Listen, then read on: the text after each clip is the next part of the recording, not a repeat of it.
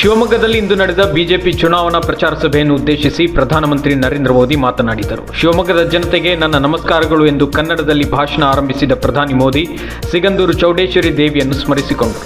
ಶಿವಮೊಗ್ಗದ ಅಲ್ಲಮಪ್ರಭು ಮೈದಾನದಲ್ಲಿ ನಡೆದ ಮೋದಿ ಮತ್ತೊಮ್ಮೆ ಸಾರ್ವಜನಿಕ ಸಮಾವೇಶದಲ್ಲಿ ಭಾಗವಹಿಸಿ ಮಾತನಾಡಿದ ಪ್ರಧಾನಿ ಮೋದಿ, ಬಿಜೆಪಿಯು ಈ ಬಾರಿ ಒಟ್ಟು 400ಕ್ಕೂ ಹೆಚ್ಚಿನ ಸ್ಥಾನಗಳನ್ನು ಜಯಿಸಲಿದೆ ಎಂದರು.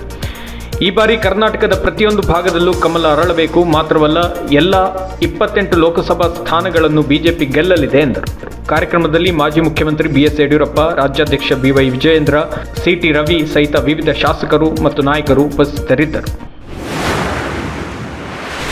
ದಿಲ್ಲಿಯ ಅಬಕಾರಿ ನೀತಿ ಪ್ರಕರಣದಲ್ಲಿ 8 ಇಡಿ ನೋಟಿಸ್ಗಳನ್ನು ತಪ್ಪಿಸಿದ ದಿಲ್ಲಿ ಮುಖ್ಯಮಂತ್ರಿ ಅರವಿಂದ್ ಕೇಜ್ರಿವಾಲ್ ಇಂದು ಜಲಮಂಡಳಿ ಅಕ್ರಮದ ಬಗೆಗಿನ ಕೋರ್ಟ್ ಸಮನ್ಸ್ ಅನ್ನು ಧಿಕ್ಕರಿಸಿದ್ದಾರೆ.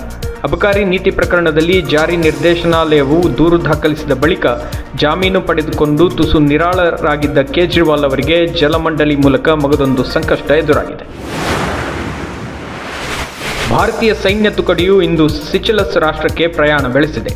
10ನೇ ಸಾಲಿನ ಭಾರತ ಸಿಚೆಲ್ಸ್ ಸೈನಿಕ ಅಭ್ಯಾಸ ಲ್ಯಾಮಿಟಿಯೆ 2024ರಲ್ಲಿ ಭಾಗವಹಿಸಲಿರುವ ಭಾರತೀಯ ಸೇನಾ ತುಕಡಿ ಜಂಟಿ ಯುದ್ಧಾಭ್ಯಾಸದಲ್ಲಿ ಭಾಗವಹಿಸಲಿದೆ. ನಾಳೆಯಿಂದ ಆರಂಭವಾಗಲಿರುವ ಈ ಜಂಟಿ ಅಭ್ಯಾಸವು ಈ ತಿಂಗಳ 27ರ ತನಕ ನಡೆಯಲಿದೆ.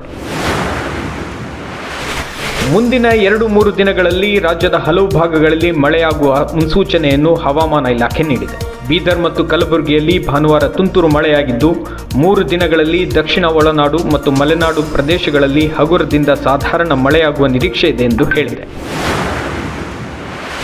ದೆಹಲಿಯ ಅರುಣ್ ಜೇಟ್ಲಿ ಕ್ರೀಡಾಂಗಣದಲ್ಲಿ ನಿನ್ನೆ ನಡೆದ WPL 2024 ಮಹಿಳಾ ಪ್ರೀಮಿಯರ್ ಲೀಗ್ ಫೈನಲ್ ಹಣಾಹಣಿಯಲ್ಲಿ ದೆಹಲಿ ತಂಡವನ್ನು ಮಣಿಸಿದ ಬೆಂಗಳೂರು ರಾಯಲ್ ಚಾಲೆಂಜರ್ಸ್ ವನಿತೆಯರು ಪ್ರತಿಷ್ಠಿತ ಕಪ್ ಜಯಿಸಿದ್ದಾರೆ. ನಾಯಕಿ ಸ್ಮೃತಿ ಮಂದಾನ ನೇತೃತ್ವದ ಬೆಂಗಳೂರು ತಂಡವು ದೆಹಲಿ ತಂಡವನ್ನು 8 ವಿಕೆಟ್ಗಳ ಮೂಲಕ ಮಣಿಸಿತು. RCB ತಂಡದ ಎಲ್ಲಿಸ್ ಪೆರ್ರಿ ಆರೆಂಜ್ ಕ್ಯಾಪ್ ಜಯಿಸಿದರೆ ಒಟ್ಟು 13 ವಿಕೆಟ್ ಕಬಳಿಸಿದ ಶ್ರೇಯಾಂಕಾ ಪಾಟೀಲ್ ಪರ್ಪಲ್ ಕ್ಯಾಪ್ ತಮ್ಮದಾಗಿಸಿಕೊಂಡರು.